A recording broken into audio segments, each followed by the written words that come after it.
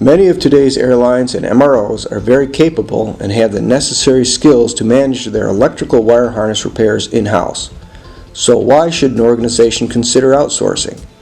Simply put, partnering with a reliable repair center can offer big advantages. Finding the right ally can result in saving an organization both time and money in the long run. So, what should you look for in a repair center? Number 1 on the list, dependability. Look for experts in the field. Seek out experienced technicians with a history of on-time deliveries and who maintain high-quality ratings. Proper certifications are also important. Seek out an organization that meets FAA, EASA, and CAAC requirements. Number 2, value. You want a quick turn time combined with quality work. This equates to cost-effective service.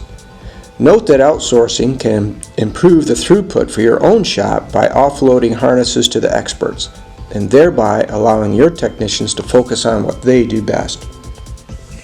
And number 3 on the list, customer focus. Find a repair station that has a willingness to team with the customer. Meeting the customer's needs should be the number 1 priority. In addition to OEM-approved repairs, the ability to offer DER services is a real plus as well. Dependability, value, and customer service. At CIA&D, we focus on all of these and more. Contact us to learn more about what we can do to help your organization.